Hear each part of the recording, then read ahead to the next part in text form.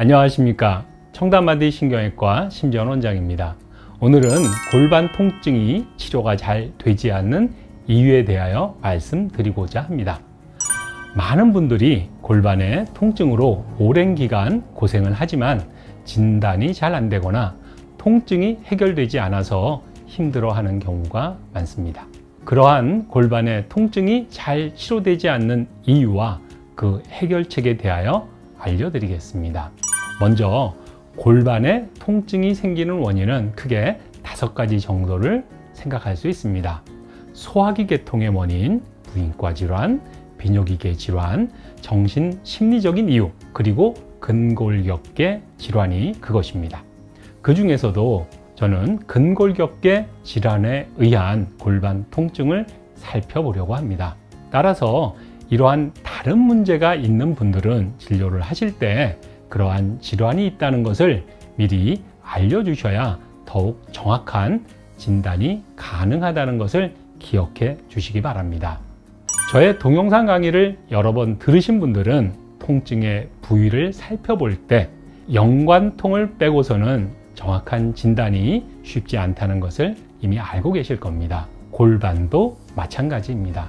요추 1, 2번, 2, 3번, 천추 2번에서는 각각 서해부와 엉치, 허벅지로 연관통이 내려오고 천장 관절이나 고관절 또는 둔근, 장요근, 대퇴직근, 요방형근, 햄스트링 근육 등에서도 엉치와 다리 쪽으로 분포하는 요천추 신경절을 따라서 연관통이 내려갑니다. 따라서 아픈 곳이 어디인지를 정확하게 아는 것도 중요하고 아픈 통증이 실제의 병변으로 인한 통증인지 아니면 윗부분의 질환으로 인하여 발생하는 연관통인지를 구별하는 것이 정확한 진단을 위해서 중요합니다. 때로는 아픈 곳을 정확하게 표현하기 힘든 경우도 있는데 이렇게 정확히 아픈 곳을 설명하기 힘든 것 자체도 진단에는 도움이 됩니다. 이런 경우는 표면에 있는 병변이라기보다는 깊은 곳에 있거나 또는 연관통의 가능성이 더 높기 때문입니다. 천장관절 증후군부터 살펴보도록 하겠습니다. 천장관절 증후군은 천추와 장골이 만나서 생기는 천장관절의 인대 손상, 골반의 틀어짐 등으로 인하여 발생하는 통증입니다. 골반의 앞쪽에 있는 서해부의 통증과 천장관절부에서 허벅지 후면과 종아리의 외측으로 내려가는 연관통을 호소하는 경우가 많습니다. 천장관절의 스트레스 테스트를 할 때 통증이 유발되고 천장관절에 국소 마취제를 주사하면 일시적으로 통증이 없어지는 것을 통하여 진단을 할 수 있습니다. 천장관절의 인대를 강화시키는 프롤로 치료를 통하여 효과를 볼 수 있습니다. 둘째, 중둔근 증후군입니다. 중둔근은 장골의 외측에서 시작하여 대퇴골 대전자의 외측에 부착되는 근육으로 고관절을 바깥쪽으로 들어올리는 외전 기능과 걸을 때 한쪽 발로 지면을 디디는 동작에서 골반을 수평으로 유지하는 중요한 기능을 합니다. 중둔근이 약해지면 중둔근이 부착되는 장골부에 압통점이 생겨서 통증이 발생하고 한쪽 발로 서 있거나 걸을 때 골반의 안정성이 감소되어 다리 쪽으로 방사통이 생기게 됩니다. 이러한 증상을 중둔근 증후군이라고 합니다. 주사 치료를 하면서 중둔근을 강화시키는 운동을 함께 하는 것이 치료 효과를 증가시키는 방법입니다. 셋째, 이상근 증후군에 대하여 알아보겠습니다. 이상근은 장골의 전면부 외측에서 시작하여 대퇴골 대전자에 부착하는 근육으로 고관절의 외전, 외회전, 신전 등에 관여합니다. 이상근 증후군은 크게 3가지 정도의 증상으로 나타납니다. 첫째, 근막통 증후군으로 인한 근육 자체의 압통점과 그리고 엉치와 허벅지 후면의 연관통으로 증상이 나타날 수 있습니다.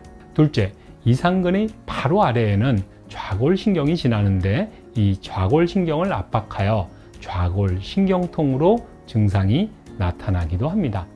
이때는 허리 디스크로 오인하여 허리 수술을 하는 원인 중에 하나가 되기도 합니다.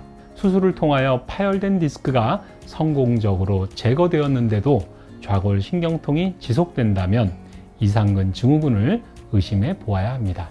사실은 수술 전에 이상근을 먼저 치료한다면 필요 없는 디스크 수술을 피하는 방법이 될 수 있습니다.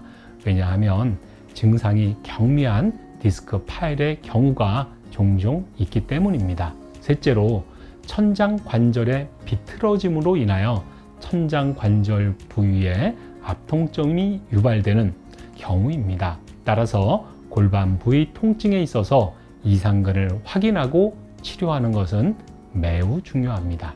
넷째, 둔부 윤활낭염에 대하여 알아보겠습니다. 둔부 윤활낭염은 장골과 대퇴골 대전자 사이에 있는 둔근의 윤활낭에 염증이 생기는 질환입니다.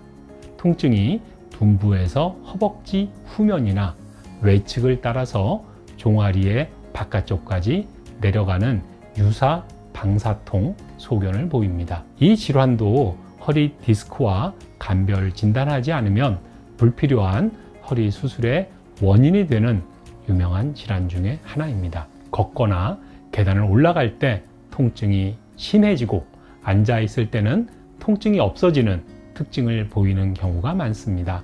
하지만 앉아서도 아픈 쪽의 다리를 반대편 다리 위로 꼬고 앉는 자세에서는 통증을 유발합니다. 초음파 검사를 통하여 쉽게 진단이 가능하고 병변 부위를 찾으면 초음파 투시하 주사 치료를 통하여 아주 효과적으로 치료가 가능한 질환입니다. 다섯 번째, 좌골 윤활낭염 또는 좌골 점액낭염이라는 질환이 있습니다. 좌골 윤활낭염은 의자에 앉을 때 바닥에 닿는 부위인 좌골 조면과 햄스트링 근육의 시작 부위를 덮고 있는 점액낭에 염증이 생기는 질환입니다. 의자나 딱딱한 바닥에 앉으면 통증이 유발됩니다. 특징적으로 앉아 있는 동안 지속적으로 통증이 있고 일어서면 바로 통증이 줄어드는 경향을 보입니다. 바닥에 닿자마자 바로 통증이 발생하는 특징이 있습니다. 진단을 위해서는 좌골 조면을 눌렀을 때 압통이 유발되고 이곳에 국소 마취제를 주사하면 통증이 없어지는 소견을 보입니다. 주사 치료를 통하여 완치가 가능하고 이 압통 부위가 눌리는 자세를 피하는 것이 재발 방지에 중요합니다. 여섯 번째, 햄스트링 건병증 또는 햄스트링 건염에 대하여 알아보겠습니다. 햄스트링 근육은 좌골 조면에서 시작하여 하퇴골의 내측과 비골두에 부착하는 근육군으로 고관절과 슬관절을 모두 건너가며 내측과 외측 햄스트링 근육으로 구성되어 있는 길다란 근육군입니다. 기능으로는 고관절이 과도하게 굴곡되는 것을 막아주고 고관절의 신전과 슬관절의 굴곡에 관여합니다. 이 근육의 힘줄이 좌골 조면에 부착하는 곳에 건염이나 힘줄의 병변이 생기는 것을 햄스트링 건병증 건염이라고 합니다. 주 증상으로는 좌골 조면에서 허벅지의 후면을 따라 무릎의 뒷부분까지 압통과 연관통이 생깁니다. 앞에서 설명한 좌골 점액낭염과 통증의 양상이 아주 유사하지만 바닥에 앉을 때 바로 통증이 발생하는 좌골 점액낭염과는 달리 오래 앉아 있으면서 서서히 증상이 증가되는 것이 감별점입니다. 또한 초음파 검사를 통하여 햄스트링 근육과 힘줄의 병변을 진단하고 주사 치료를 통하여 회복이 가능합니다. 일곱 번째, 골반의 신경포획 증후군이 있습니다. 골반을 지나는 많은 신경들은 장골릉을 통하여 골반의 후면에 분포하거나 또는 고관절을 지나 허벅지를 따라서 종아리까지 내려가는 신경들도 있습니다. 이러한 신경들이 뼈의 돌기를 지나는 부위, 근육을 뚫고 지나가는 곳, 근막을 통과하는 곳 등에서 압박을 받거나 자극을 받는 경우에는 엉치와 고관절, 그리고 다리에서 심한 통증과 저림이 발생할 수 있습니다. 이러한 것을 신경포획 증후군이라고 합니다. 이러한 부위를 찾아서 초음파로 신경을 확인하면서 주사로 신경을 치료하는 것을 신경박리술 또는 신경이완술이라고 합니다. 아주 효과적인 통증 치료의 방법 중에 하나입니다.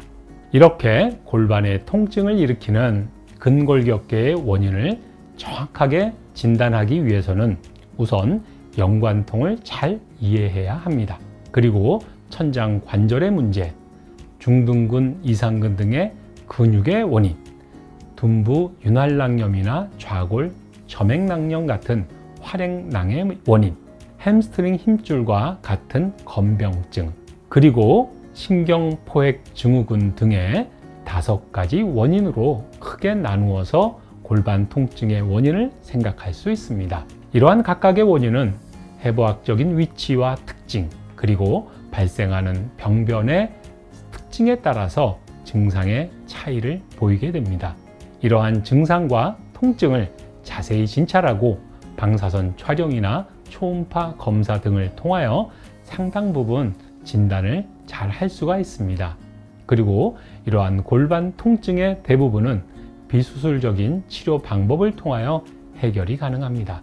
따라서 자세한 진찰을 통하여 제대로 진단이 된다면 고생스러운 골반 통증에서 벗어나실 수 있다는 것을 말씀드리고 싶습니다. 감사합니다.